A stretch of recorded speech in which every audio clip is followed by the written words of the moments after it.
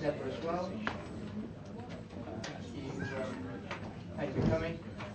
Councillor, we'll follow the same model that we've followed with the other cabinet members, which is any particular items which you want to highlight, please do. Anything you want to explain a bit more further about the background to, please do. And then once you've done that, we'll go into questions from the committee. So over to you. Thank you, Chair. It's always helpful to turn on the microphone. It's, I appreciate you've obviously had a number of presentations and discussions over the course of the day, so I will try and be precise and brief as possible.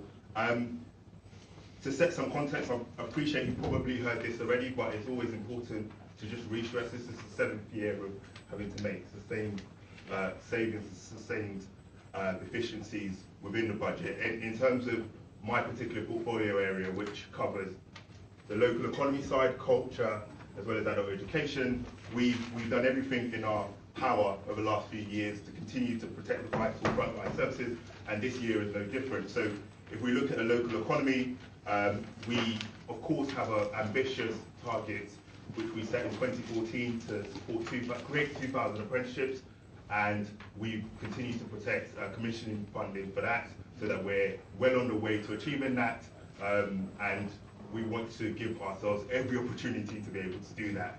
And you probably will know that in October we achieved our 5,000 residents, supported 5,000 residents into jobs.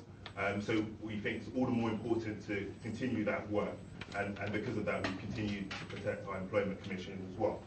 In the culture side, it's important also to highlight the fact that we're keeping all our libraries open, and keeping all our libraries open for the same amount of hours, which is very important to recognise it in respect to the difficult climate that we are presented in.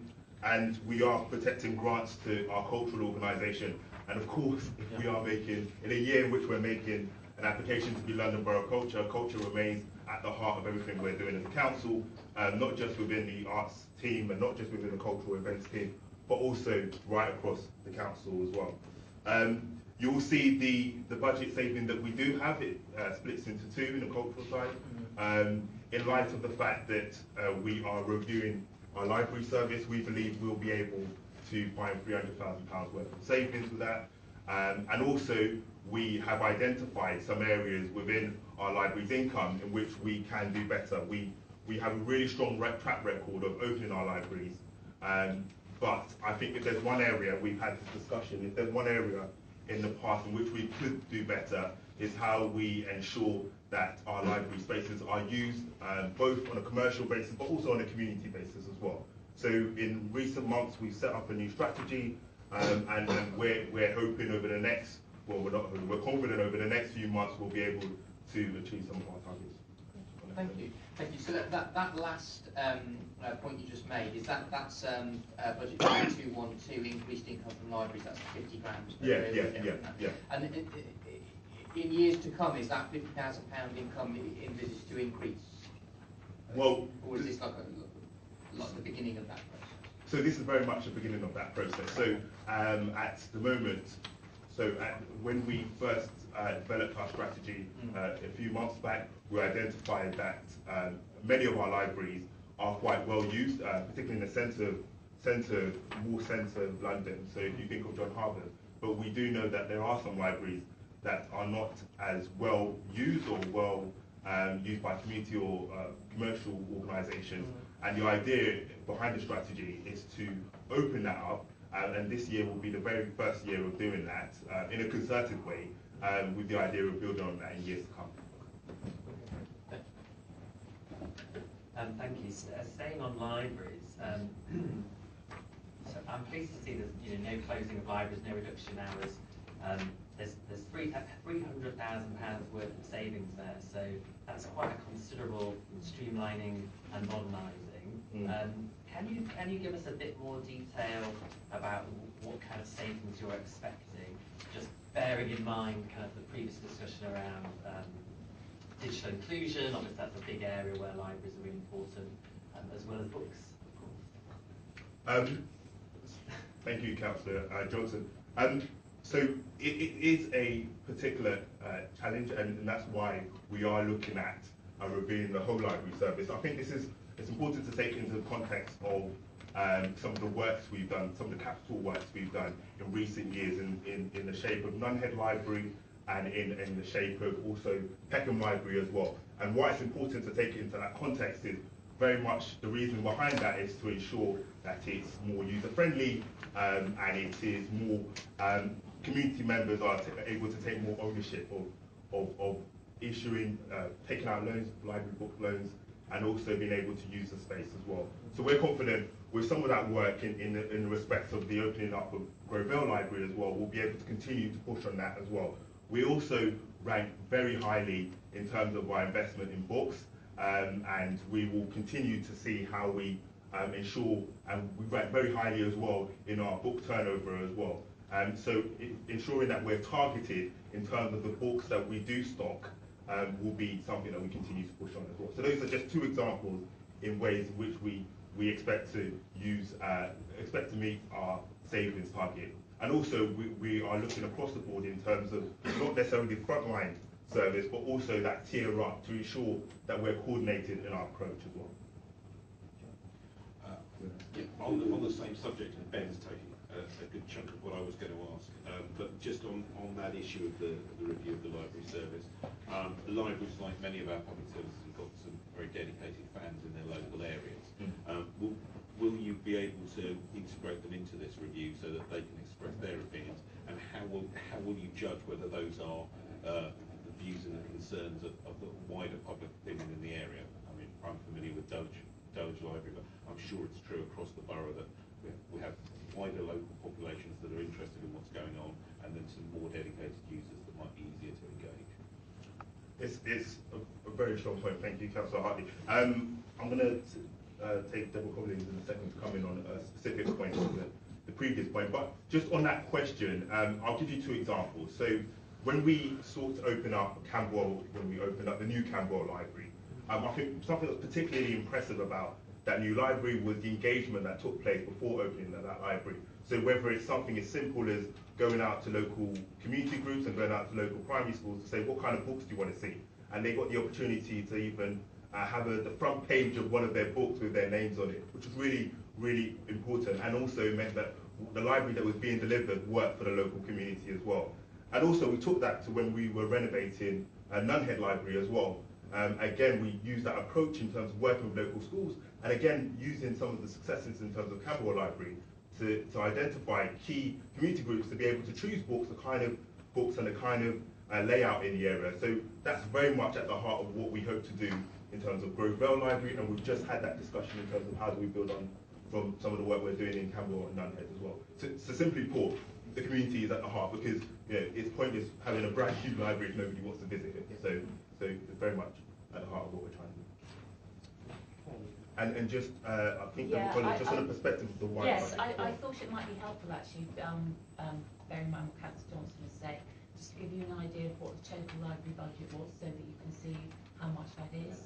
And I think, and Fiona will correct me if I got it wrong, I think we've still got 7.2 million. Yeah. So we're spending 7.2 million on libraries. So this is actually, although it looks like a large number, there's still a very large budget left on libraries. Thanks. Thank you, Councillor Situ and Deborah. I just wanted to ask a couple of questions, and the first one is in the culture bid. When will we find out, and how much will that bring with it? Then the other question, did you want to answer that, or shall I ask both? Do one at a time. Okay. Sure. So when will we find out? It's 30 days left now, isn't it? So 30 or 29 days left. 27th of February. I'm going to put a cheeky plug, but if you follow us on Twitter, Southwark events, every day we'll be tweeting a cultural gem in the borough. So feel free to follow our Southwark presents. Yeah, retweet. Please do retweet. But you raise a very valid point in that if touch wood, we are confident that we'll do well. And if we do well, we'll and are successful when we win, we'll be seeing a 1.1 million grant from the GLA. But I'm fairly confident, particularly with the conversations we've had across the borough, in terms of wider investment and wider support as well. The other, thank you very much for that. The other question I had was, it's just a great record really on the local economy work, the jobs, the opportunities.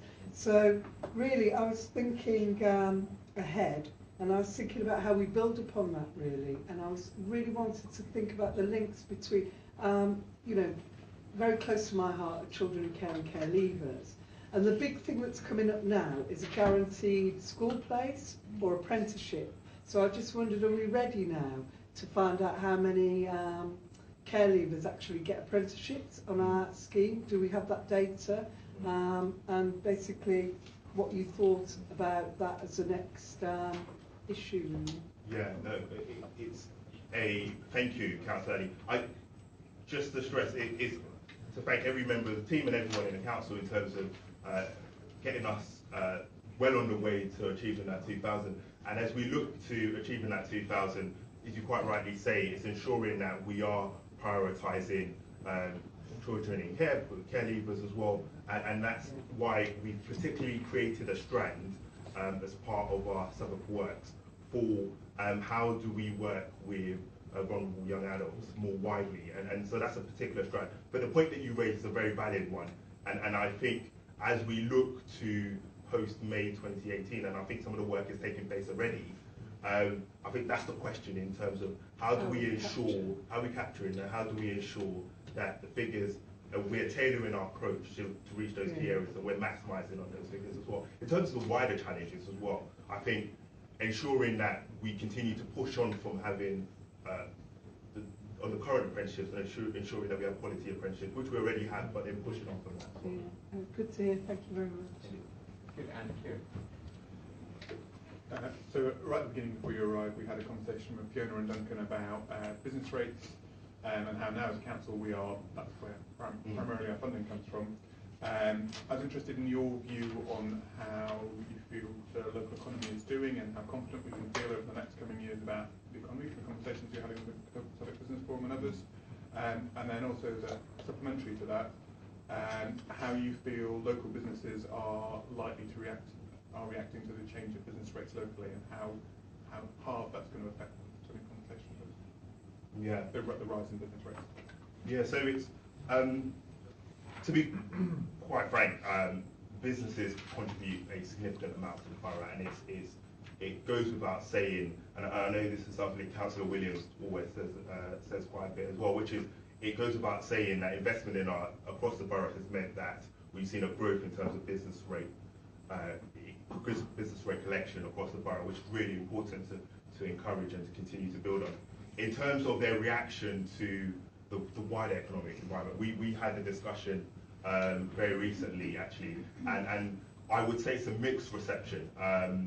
Some of, not to put any of the organisations on the spot, but some of the organisations saw it as an opportunity to invest in areas that they may not have otherwise invested in terms of apprenticeships and local skills and local opportunities. But then some of the other organisations put it in the context of being the reality that they're a central London organisation. They're part of the engine of the capital, and these wider macro issues affect them. So it's mixed feelings, mixed response.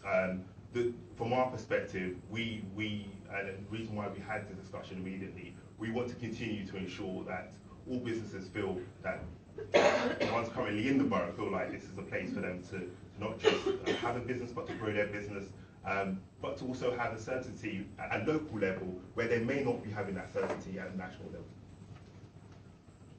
Okay.